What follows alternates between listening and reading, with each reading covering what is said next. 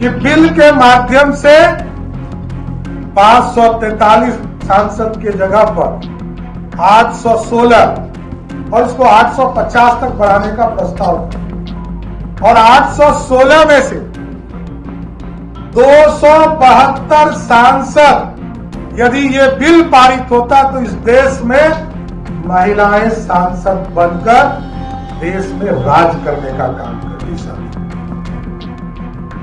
दुर्भाग्य कैसे विरोधी इस देश बिहार जैसे राज्य में कल यदि बिल पारित होता,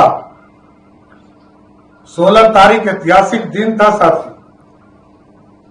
संविधान संशोधन में के लिए विधेयक लाने का काम किया गया, परिसीमन विधेयक आना था, केंद्र शासित प्रदेश कानून संशोधन आया, 3 बिल आने थे और तीनों का खिलाफ इन लोगों ने किया। ये स्पष्ट संदेश देता है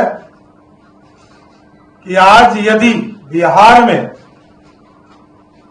विधानसभा में मात्र 29 विधायक है, माननीय हमारी बहनें, और यदि ये बिल पारित हो जाता तो 122 विधायक कम से कम होते, उससे अधिक ही होता, क्योंकि बिहार ने इसका प्रयोग किया।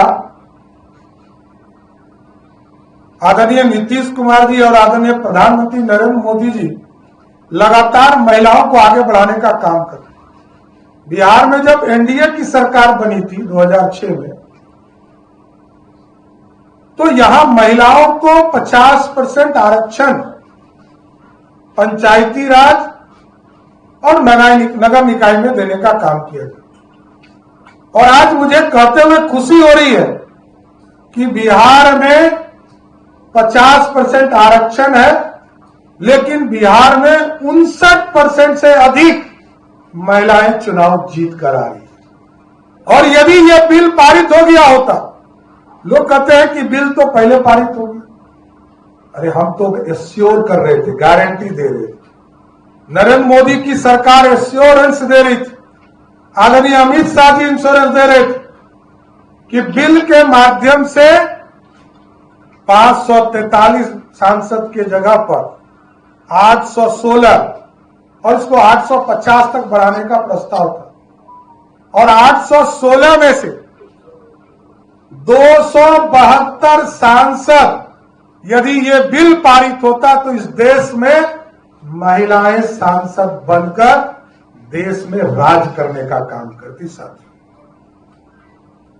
दुर्भाग्य कैसे विरोधी इस देश में, हमारे लिए सारे जहां से अच्छा है, इस भारत को बढ़ाने के लिए हम आए और हमारी पार्टी, हमारे एनडीए के लोग लगातार इस हिंदुस्तान की चिंता कर रहे हैं, कुछ लोग बाहर की चिंता कर रहे हैं।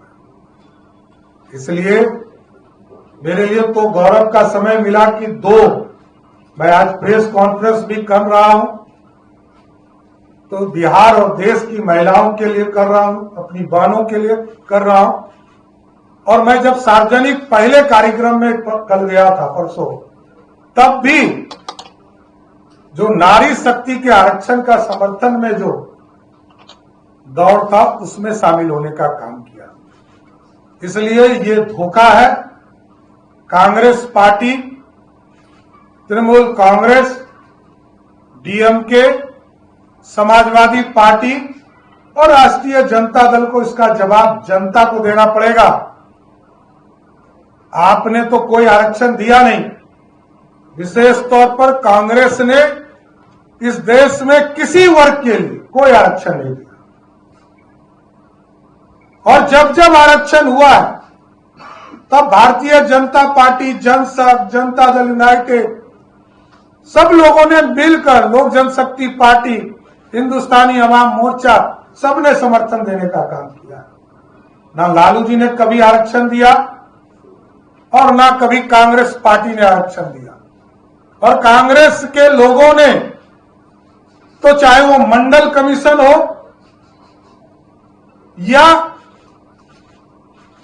जिस समय आजाद हुआ ये भारत, हमारे दलित समाज के लोगों को, हमारे आदिवासी बहनों को, भाइयों को आरक्षण नहीं मिले, इसके लिए पंडित नेहरू ने इस देश में अभियान चलाने का काम किया। और भारतीय जनता पार्टी का स्पष्ट मानना है, चाहे वो दलित समाज हो, आदिवासी समाज हो, उसको भी आरक्षण मिले। अति पिछड़ों के लिए भी आरक्षण की कल्पना जब सरदेव कपूरी ठाकुर जी ने किया था तो पंडित कैलाशपति मिश्र जनसंघ के उनके साथ खड़े हुए। और इस देश में जब मंडल कमीशन आया तब भी भाजपा के समर्थन से इस देश में मंडल कमीशन लागू हुआ था। और जब 75 वर्ष के बाद ये लगा इस देश में अब स्वर्ण समाज के गरीबों की भी चिंता करना है, उसको भी 10% आरक्षण नरेंद्र मोदी की सरकार ने दिया। इसलिए हमें गर्व है कि महिला बिल भी पारित हम लोगों की सरकार ने किया, नरेंद्र मोदी जी की सरकार ने की। बिहार में भी एनडीए की सरकार ने महिलाओं को 50% से अधिक आरक्षण देने का काम किया। और आज जो देश में महिलाओं के साथ धोखा हुआ है, इसके खिलाफ पूरा एनडीए एकजुट होकर इस देश में अभियान चलाएगा और उनसे जवाब भी मांगेगा। कांग्रेस पार्टी ये बताओ, तुम्हारे परिवार के लोग प्रधानमंत्री बन रहे हैं, सुपर प्रधानमंत्री बन रहे हैं, सांसद बन रहे हैं, इस देश की गरीब महिला कब सांसद बनेगी? समाजवादी पार्टी से पूछा जाएगा, राष्ट्रीय जनता दल से पूछा जाएगा, टीएमसी से पूछा जाएगा, डीएमके से पूछा जाएगा। इसलिए साथियों, मेरा स्पष्ट मानना है कि इस लोकतंत्र में काला अध्याय का दिन था जब महिला बिल को, नारी शक्ति के आरक्षण को रोकने का काम यूपीए के लोगों ने किया है। इसलिए मैं फिर से ये जरूर आश्वस्त करता हूं कि जिस तरह प्रधानमंत्री जी ने राष्ट्र को संबोधित करते हुए स्पष्ट तौर पर कहा है कि नारी शक्ति के ताकत को हर हालत में देने का काम नरेंद्र मोदी की सरकार करेगा, ये मैं आश्वस्त करता हूं कि बिहार और देश की महिलाएं मुख्य धारा में जोड़ने का